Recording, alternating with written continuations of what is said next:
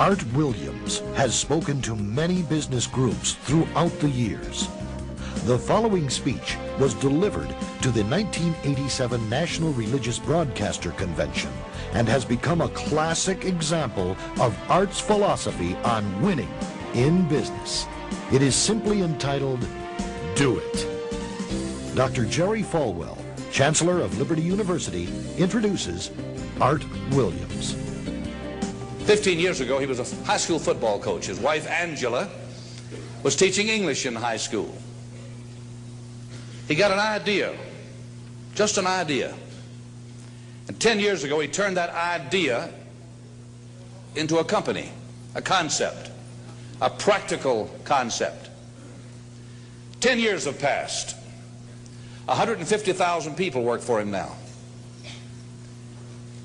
Last year, he sold $77 billion worth of insurance. This year, $100 billion. That is more than Prudential and New York Life, number 1 and 2, combined in 10 years. He's from Monroe, Georgia. He has the dialect to prove it. He, this year, will sell $100 billion worth of insurance and revenues $2.5 billion. And he's just now beginning to dream, to plan, to go.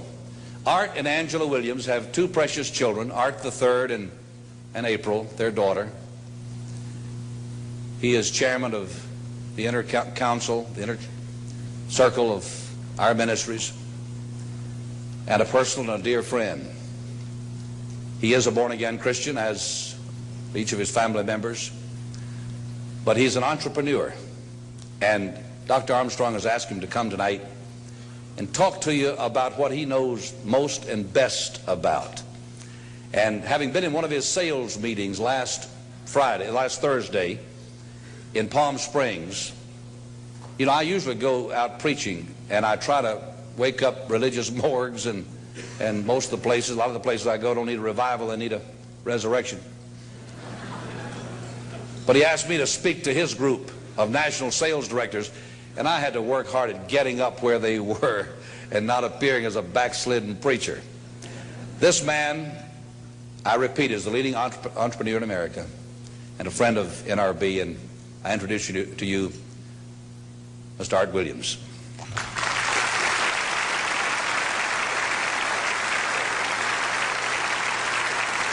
Thank you.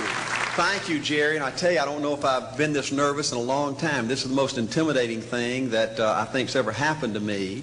An old dumb South Georgia football coach speaking to a bunch of TV personalities like many of you, many great evangelists in the audience, and who put me between Falwell and Swaggart on the same night just totally blows me away.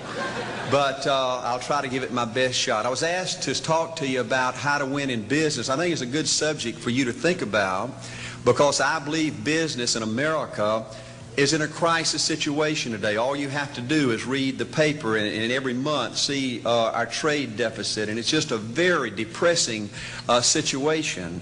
And to speak to you about how to win in business, there's a lot of obvious things I could talk about. You first have to find a need.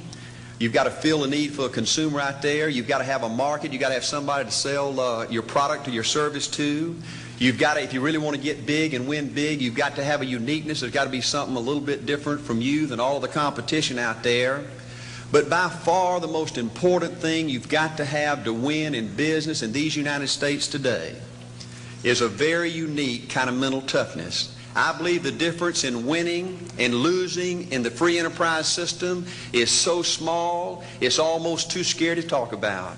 You can do 99% of the things right in business, and yet if you don't possess what I call that winning edge, that mental toughness, folks, it's impossible to win. I believe the thinking in corporate America has been screwed up over these last 20 or 25 years, and I believe this screwed up kind of thinking started in our big liberal universities today. I believe a college degree in business from most universities today is not worth the paper it's written on. I just had a son graduate from the University of Georgia a few months ago. The reason I think that is because most of these professors in most of these universities today hadn't got enough common sense to get in out of the rain. They don't have any idea what it takes to win out there in the real world. They deal in a bunch of theory. These people have tried to fill up corporate America with this kind of thinking. These are the special people. If you're born rich, if you're born on the right side of the track, they rule you, the privileged class in America. If you're born poor from an average, ordinary background like I came from, they say you're supposed to give up all your big dreams and all your big ambitions and all your big hope. If you have a high IQ, they rule you brilliant. If you have an average IQ like me, they say you ought to drive a truck or be a janitor. Well, bull. That ain't the way. That ain't the way it is, and that ain't the way it ever was. They ain't nobody ever designed a test, nor will they design a test that can measure the heart of a man or a woman. The things that are unique to winning in business in America today are not outside artificial things like IQs, college board scores, college degrees, and stuff like that. The key to winning in these United States is what's inside a person. It's your integrity. It's your people abilities. It's your character. I believe in developing this winning edge. I've got 10 or 12 points that I won't be able to go over with you tonight, but let me just give you a flavor of what I think you've got to do to succeed in these United States. Number one, you've got to get excited.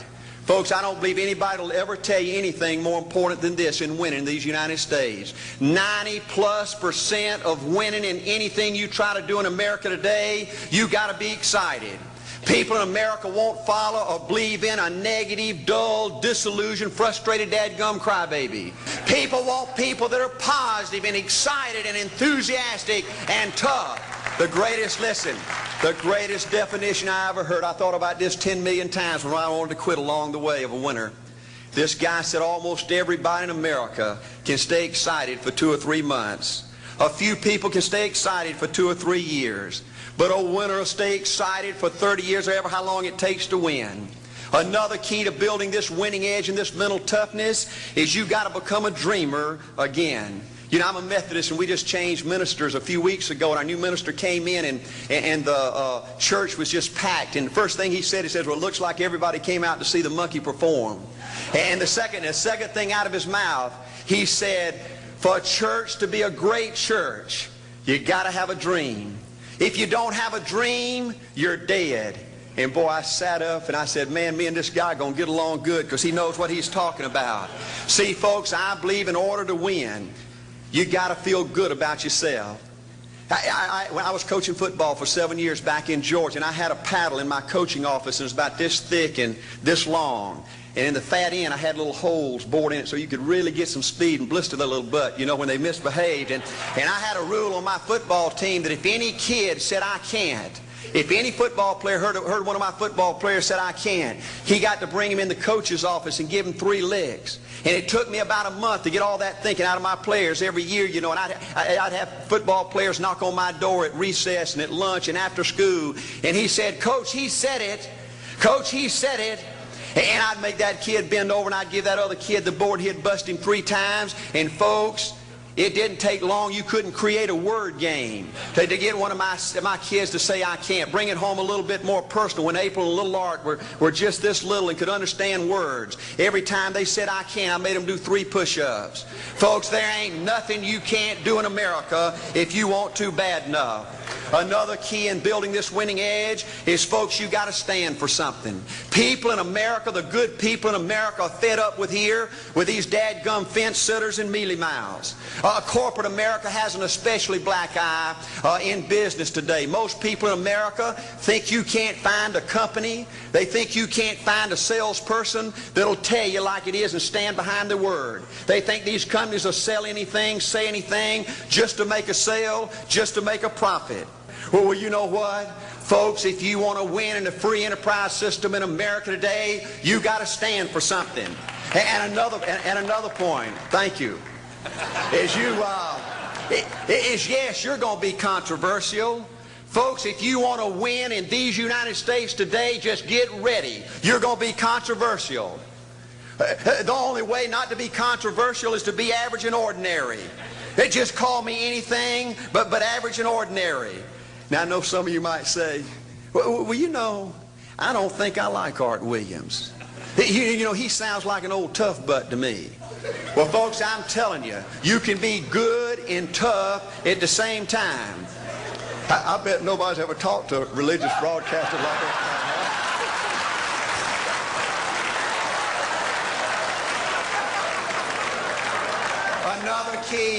Another key to developing this winning attitude that'll give you a chance to do something great in American business is, folks, you've got to make a total commitment to what you're about. Do you know the American people have lost their toughness? They've lost their ability to make a commitment. See, folks, in trying to win in business, you're just going to have so many false starts. You think you get it going time after time, and you just get knocked back to ground zero, and it's your ability to compete, to pick yourself up off the mat one more time, to go for it one more time, that's going to determine success or failure. You know, we've got a divorce rate in America some 50% right now. You know, it just seems like that people that go in business today, they have an attitude, well, I'm going to stick my toe in it. If I start making all this money, get all these promotions, then I'll see this thing through. Well, folks, that's not the way it works. The first step to winning in business in America today is you've got to make a total commitment. Total commitment gives you that little extra ounce of courage you need to fight back through the tough times. Winning in business demands the same kind of commitment that winning in marriage demands. You know, I fell in love with my wife in the 2nd grade. Only girlfriend I ever had. We ran off and got married our freshman year, had both of our children before we left college. We're true business partners in marriage. We go everywhere together. I spend more time with her, been married to her 26 years, now I got 2 grandbabies, love her more today than I ever have. But I don't like her all the time. There's a bunch of times every day that I don't like her. I'm a nut about brushing my teeth. You know, if I can get the toothbrush, I'll brush my teeth 4, 5, 6 times a day. And Angela's always forgetting everything, you know. And she always leaves the cap off the toothpaste, you know. And when I go in there to brush my teeth, the cap's off. It's got that hard little crust around the edge. You know, it just burns me more than I can tell you, you know. And I get on Angela's nerves about a lot of things. You know, we were having dinner last week, and every time we get through, Angela kicks me under the table, you know, and gets me back in my room and says, "Art, you ain't got no class." You know, I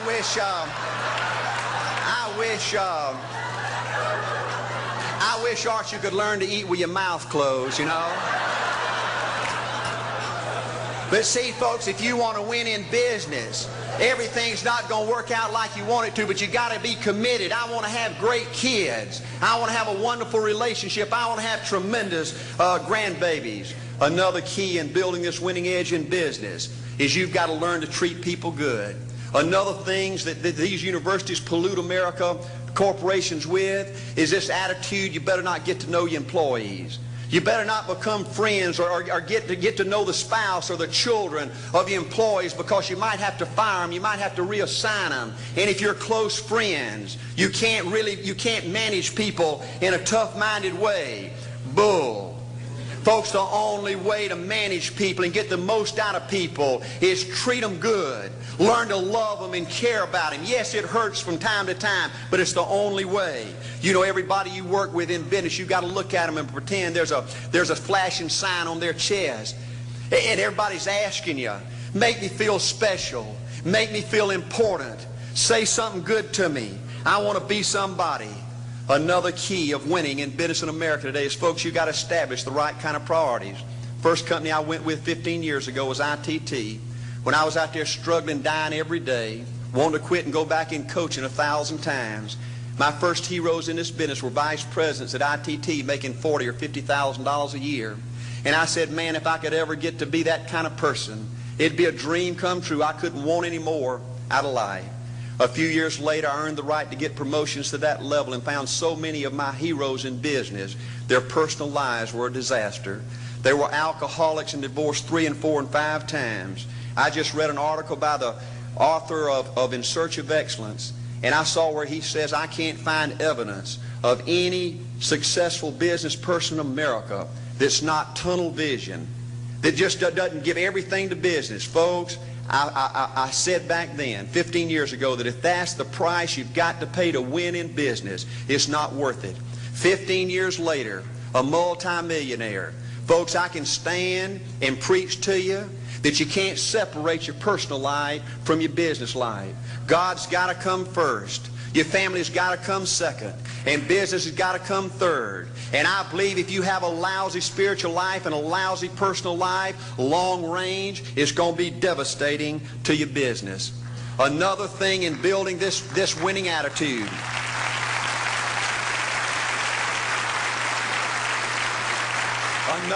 Another thing in building this winning attitude in business. I see tall people make it big in business and short people, dumb people and smart people, fat people and skinny people. But if you cut open the winners in business, I see a heart of a champion. And all these people are competitors and they don't quit.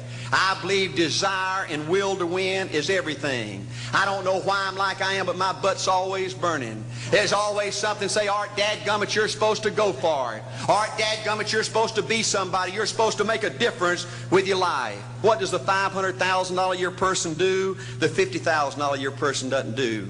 You look at the outside and study those two individuals, everything seems to be the same. They both are the same sex, they both are the same age, they have the same training, the same positions, the same contract, the same fringe benefits. They both are successful, they work hard, they're good family people, make tough commitments. But what's the difference? What does the $500,000 a year person do? The $50,000 a year person doesn't do. He pays the price and a little bit more. He works hard and a little bit more. He's loyal to the company and a little bit more. He believes in a little bit more. He makes money and a little bit more. He saves money and a little bit more. If you want to win in these United States, you got to be tough and you can't quit. The last thing I'll talk to you about today in building this winning edge is, folks, if you want to win in business, you got to be a leader. Leadership is everything. You show me anything in these United States that win, I'll show you a leader at work. You show me a successful church, Boy Scout troop, club, football team, business, I'll show you something run by a leader. See, I thought at one time in my life you had to be smart to win. I used to have these smart people that dress so pretty and talk so pretty and use these big words. They just intimidated me. And I said, Art, you can't ever be that good. Why don't you just throw in the towel and go on back and coach football for a living? And I found two things out about smart people. I think it's almost impossible for a smart person to win in business in America today. Because I find smart people spend their whole lifetime figuring things out. They're always trying to figure out an easier way and a quicker way. And another thing I found out about smart people is they just don't get around to doing nothing. And see, somebody like Art Williams, everybody said, well, he can't do it. And somebody like that can't do it. But he does it. See, folks, I want you to know almost everybody in America almost does enough to win. They almost get there. They almost are over the hump. They almost have it going. They almost, in everything they do, almost is a way of life to almost everybody in America. But the winners do it. What do? They do whatever it takes to get the job done. They do it and do it and do it and do it and do it until the job gets done. And then they talk about how great it is to be somebody they're proud of. We need leaders in America who can do it. If you want to become somebody, do it. If you want to go in business for yourself, do it. If you want to become financially independent, do it. I hear too much talk in these United States. Everybody can talk a good game. We need people in America who can do it. I go all over this country with A.L. Williams, and I have people say, Art, you can count on me. Wonderful. Just do it. Art, I guarantee you this is my last stop. I'm going to win now. Super duper. Just do it. Art, if I could just have one good month and get the ball going, I know I could make it big. Super. Just do it. Art, if I could just pay off this debt, I could really go. Great. Just do it. Art, if I could just sell my house. Do it. But houses ain't selling. Do it anyway. Art, I'm not making any money. What can I do? You just do it. Do what, Art? You do it and do it and do it. Art, I guarantee I'm going to win this contest. Super duper. Just do it. Art, I'm over the hump now. Watch my smoke. Great. Just do it. Art, I want to make it so bad I can taste it. What I do? You just do it. Art, I'm a vice president now. Can I quit doing it? No. Art, I don't know if I can keep on keeping on. I'm really hurting. What I do? You just do it. Do what, Art? You do it and do it and do it. Art, all my life I wanted to be somebody important. Well, what do it then? All right, I'm going to save money so I don't have to go through this again. Great. Just do it. All right, I don't feel like I've had enough training. What I do? You just do it. All right, my manager don't give me no help. What I do? You just do it. All right, you don't understand. I was Mr. Everything at my former company. You don't mean I have to start off down at the bottom and do it, do you? Yep, you really got to do it. All right. All right, what's the primary difference between winners and losers? The winners do it. They do it and do it and do it and do it until the job gets done. And then they talk about how great it is to finally have achieved something unique and how glad they are that they didn't quit like everybody else and how wonderful it is to finally be somebody they're proud of and make a difference with their life. Thank you.